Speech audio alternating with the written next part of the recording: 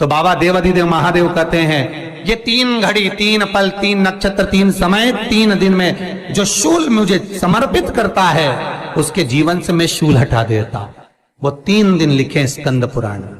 महाराज बैसाख महीने में जो प्रदोष आती है, बैसाख के महीने में बहुत ध्यान से सुनना भाई, जो अपनी जिंदगी से बहुत तंग आ गए हो, परेशान हो गए हो, कष्टमय जीवन जी रहे हो, बहुत दुखी हो गए हो, उनके लिए ये स्कंद पुराण का चरित्र फिर मिले ना मिले आप प्रेम से सुन लो भाव से। पहला बैसाख महीने की प्रदोष, चाहे वो शनिचरी प्रदोष हो, चाहे रविवार की हो, सोमवार की हो, मंगल की हो, बुधवार की हो, गुरुवार की हो, शुक्रवार की हो, शनिवार की हो, कोई भी वार की हो, पर बैसाख महीने की प्रदोष, प्रदोष काल में शाम का समय सूर्य डूब रहा हो, बस डूबा ही हो, और उस समय पर सूर्य के डूबन के तुरंत बाद बाबा को धतूरे के साथ में बेलपत्री ना चढ़ाते हुए बेलपत्री के वृक्ष के 7 कांटे बाबा के शिवलिंग पर समर्पित करे जाते हैं महाराज, अपनी जिंदगी में अड़चनों को हटाने के लिए। फिर आप जिस व्यापार में उतरे, जिस व्यवसाय में उतरे, जिस नौकरी में उतरे, आप दिल से करें, आपको तरक्की मिलेगी। आप हार नहीं सकते, नीचे नहीं आ सकते, उन्नति पर ही चढ़ेंगे। एक वैशाख मास की प्रदोष। दूसरा शिवरात्रि के दिन मध्याह्न का समय महाराज, जो बड़ी शिवरात्रि होती है माघ की, बड़ी शिवरात्रि के अंतर्गत मध्याह्न का समय दोपहर के ठीक 12 बजे, चाहे फिर वो कोई भी दिन हो महाराज, शिवरात्रि जिस दिन पड़ रही हो उस दिन भी धतूरे के साथ बाबा को 7 कांटे बेलपत्री के वृक्ष के समर्पित होते हैं महाराज।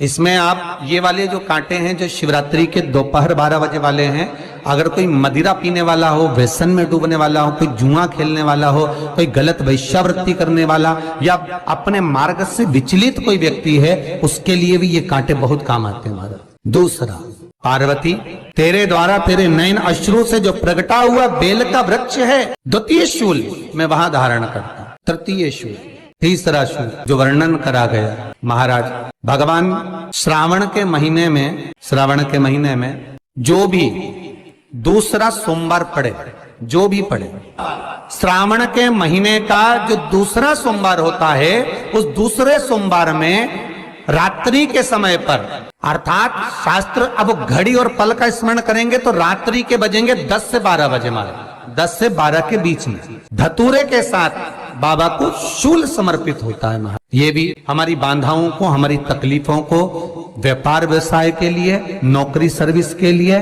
बहुत सारे एग्जाम में आप बैठ लिए, गवर्नमेंट एग्जाम के लिए बैठ लिए, नहीं हो रहा, ये 3 बार मेरे शंकर को बेलपत्री के वृक्ष के शूल समर्पित होते हैं, उसका आनंद पाना और उससे अपने को सुख प्राप्त करना।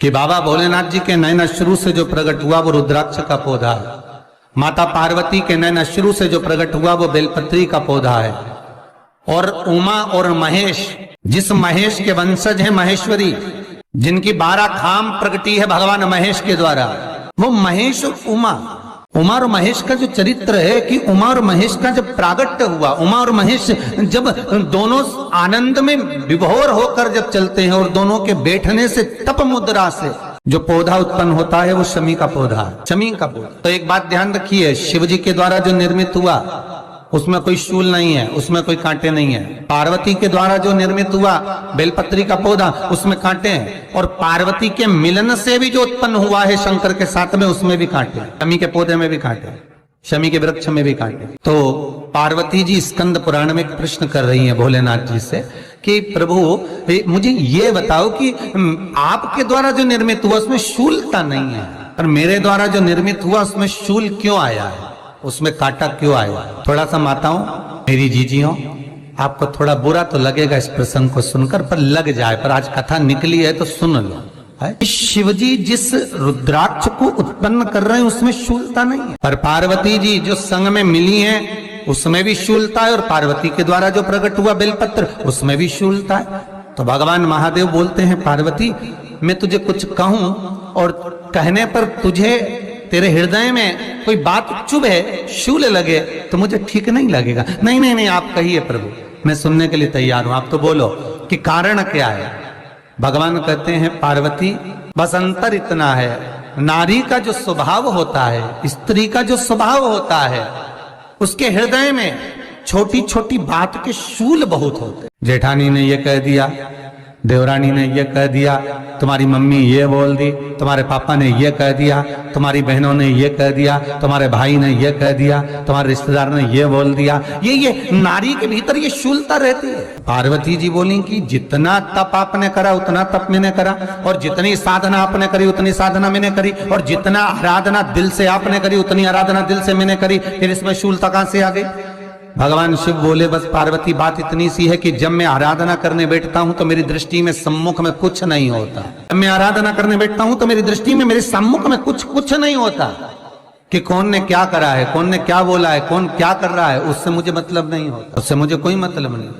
पर पार्वती, जब तू आराधना करने भी बैठती है ना, तो तेरी चित्त वृत्ति में कहीं ना कहीं किसी ना किसी रूप में कोई शूल आ ही जाता है। माताओं की आदत देखी साहब, भगवान की सेवा करने बैठी है तो भी भीतर थोड़ा सा शूलता भरी हुई है। महाराज बताओ, इतने सारे भगवान इकट्ठे कर लिए, मैंने बोला था बहू से कि वहां रख लेती है, बताओ इतने सारे यहाँ पर लाकर रख दिए हैं, अब इसकी सेवा करना पड़ रही है, अब ये करना पड़ रहा है। प्रसाद लेने के लिए रसोई घर में गई, भगवान का भोग लगाने के लिए, तो उसमें भी शूलता आ गई। इतने घंटों से मैं सामान ढूंढ रही, फ्रिज में मिल ही नहीं रहा, मैंने रख के गई थी, भगवान जाने कहाँ चले गए। भगवानों को वस्त्र पहना रही है तो शूलता है। अलमारी का ड्रॉज खोला, इसमें मैंने सामान रखा था, ना जाने भगवान का श्रृंगार कहाँ चले गया, कौन ने हाथ लगाया, फिर शूलता आ गई। भोजन करने बैठे तो शूलता है, कोई कार्य के लिए जा रहे हो तो शूलता है। अर्थात कहीं ना कहीं नारी के जीवन में शूलता बनी हुई है। और पार्वती, जब तुम भजन करो, तप करो, साधना करो, भक्ति करो, उसमें शूलता नहीं होना चाहिए। पार्वती जी ने कहा, भोलेनाथ, क्या आप मुझे स्वीकार नहीं करेंगे बेलपत्री के रूप में? मुझे स्वीकार नहीं करेंगे शमी पत्र के रूप में? पुराण, स्कंद पुराण, लिंग पुराण, नर्मदा पुराण और शिव महापुराण, ये सारी पुराणे वर्णन करती है। पार्वती जी का खंड आनंद वर्षत कर रहा है, वर्णन कर रहा है। पार्वती खंड वर्णन कर रहा है, सती खंड वर्णन कर रहा है, संहिता वर्णन कर रही है। आप मेरा ये बेलपत्र का स्वरूप आप धारण नहीं करेंगे, इसमें शूलता, इसलिए भगवान कहते हैं नहीं नहीं, धारण तो करूंगा पर शूल धारण नहीं करूंगा, शूल धारण नहीं करूंगा। मतलब बेलपत्री में जो कांटे लगे रहते हैं बेलपत्री की, उस डाली के अंदर जो कांटे शूल रहते हैं, भगवान शिव वो धारण नहीं करते। आप उस बेलपत्री को आप बड़े प्रेम से, आनंद से पत्ते को निकाल लीजिए, तोड़ लीजिए, उतार लीजिए, और फिर भगवान को वो प्रेम से समर्पित करो तो भगवान स्वीकार करना।